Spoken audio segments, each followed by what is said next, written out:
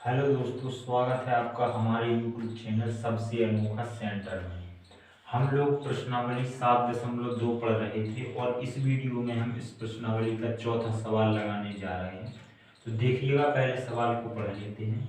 सवाल है हमारा, ABC एक त्रिभुज है जिसमें AB और AC पर खींचे गए शीर्षालंब BE और CF बराबर है। ठीक है, हमने इतना सवाल पढ़ा और हमें क्या पता चला? हमें पता चला कि ABC एक त्रिभुज है जो कि दिख भी रहा है और AB पर एक शीर्षालंब खींचा गया है CF। इसी प्रकार से AC पर एक शीर्षालंब खींचा गया है BE।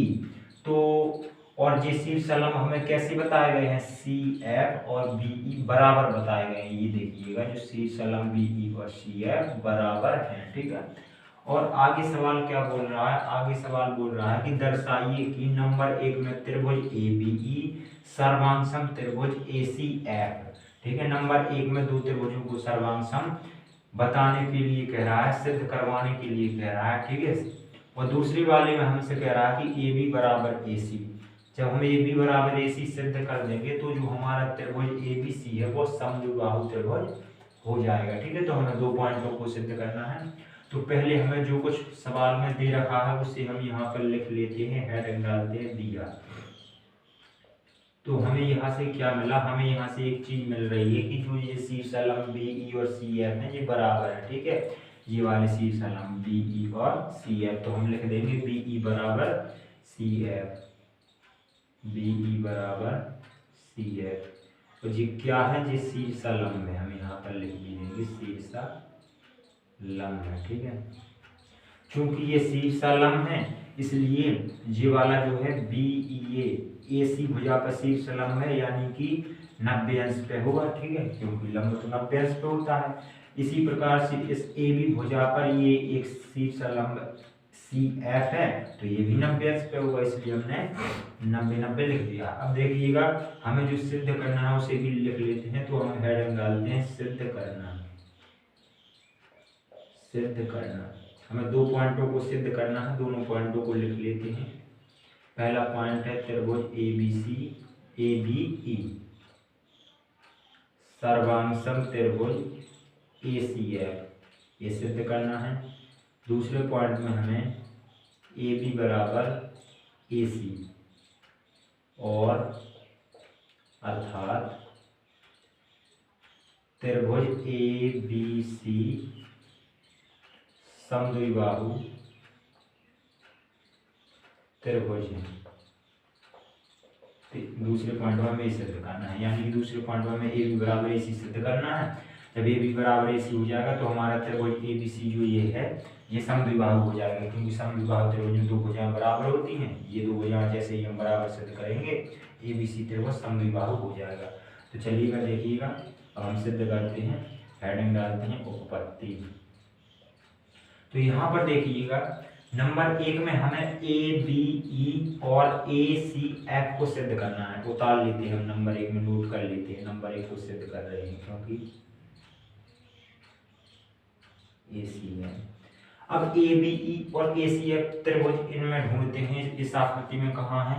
ABE ये रहा, हमने कलर करके रखा है, और दूसरा है ACF एक बगैर कलर वाला। इन दोनों को हमें सर्वांगसम सिद्ध करना है। तो इन दोनों में कोई भी तीन पार्ट हमें बराबर दिखाने पड़ेंगे।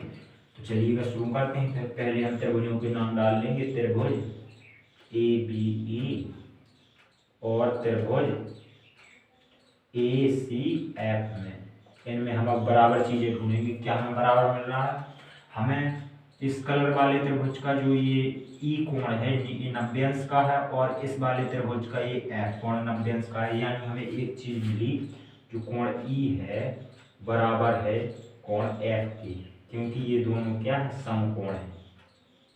समकोण यानी कि 90-90 अंश के। एक चीज मिल गई। दूसरी चीज देखिएगा, दूसरी चीज हमें जो ये कलर वाले त्रिभुज की BE जो ये भुजा है CF के बराबर दे रखी है। देखिएगा यहाँ पर BE बराबर CF, क्योंकि ये शीर्षालंब थे, शीर्षालंब प्रश्न में बोले गए थे बराबर है, तो हमें दूसरी चीज यहाँ से मिल गई BE बराबर CF। इसे भी यहाँ पर लिख लेंगे BE बराबर CF, ठीक है, यहाँ पर लिख देंगे दिया, यानी कि ये वाली चीज जो हमें है मिली है, प्रश्न में दी गई थी। एक चीज हमें और ढूंढनी है और बाकी और फिर हमारे ये दोनों त्रिभुज सर्वांगसम हो जाएंगे। अब देखिएगा ध्यान से, जो ये वाला कोण है ए, तो ये दोनों त्रिभुजों के लिए एक ही है, ठीक है, दोनों त्रिभुजों के लिए एक ही कोण है ए, ठीक है, तो ये दोनों त्रिभुजों के लिए बराबर होगा। तो हम लिख देंगे यहाँ पर कोण ए बराबर कोण ए, यहाँ पर लिख देंगे उभयनिष्ठ, यानी कि दोनों में मिल रहा है, उभयनिष्ठ। अब जैसे ही हमने तीन चीजों को बराबर दिखाया, हम कह देंगे अतः त्रिभुज ए बी ई सर्वांगसम त्रिभुज ए सी एफ, हमने सर्वांगसम त्रिभुजों को सिद्ध कर दिया। अब कौन से नियम से सर्वांगसम हुए, तो देखिएगा कलर वाले त्रिभुज में हमने क्या किया है, इन दो कोणों को और इस वाली भुजा को, इस वाले त्रिभुज के इन दो कोणों और इस वाली भुजा के बराबर दिखाया है, यानी कि दो कोण और एक भुजा का नियम लगेगा। और दो कोण कैसी हैं, दो कोण हैं और कोई उनके बीच की भुजा नहीं, कोई अलग भुजा है। तो फिर हमारे जो त्रिभुज है, ये हमारे त्रिभुज हो जाएंगे ए एस सर्वांग समता नियम से जो ये त्रिभुज दोनों हैं, ये सर्वांग किस नियम से हुए हैं, ए एस से, दो कोण और कोई एक बीच की भुजा छोड़ के कोई और भुजा बराबर हुई है, ठीक है। तो ये दोनों त्रिभुज हमने सर्वांग दिखा दी, हमारा पहला पार्ट सिद्ध हो गया। अब देखिएगा दूसरा पॉइंट, दूसरा क्या है, दूसरे में हमें सिद्ध करना है ए बी बराबर ए सी। तो देखिएगा ए बी और ए सी कहाँ पे है, ए बी इस कलर वाले त्रिभुज की भुजा है, ए सी इस वाले त्रिभुज की भुजा है। तो ये दोनों और इन दोनों कोणों को हम लोग अभी सर्वांगसम सिद्ध कर चुके हैं, और जो ये भुजा दी गई हैं ये इन्हीं कोणों की हैं, यानी कि इन्हीं त्रिभुजों के पार्ट हैं। तो हम जानते हैं सर्वांगसम त्रिभुजों के संगत पार्ट बराबर होते हैं, तो ये क्या हो जाएंगे, बराबर हो जाएंगे। चूंकि हम यहाँ पर कारण लिख देंगे, चूंकि ए बी ई सर्वांगसम है ए सी एफ के, इसलिए हम कह देंगे जो ए बी है हमारा ए सी के बराबर होगा सी पी सी टी से, इसलिए कर,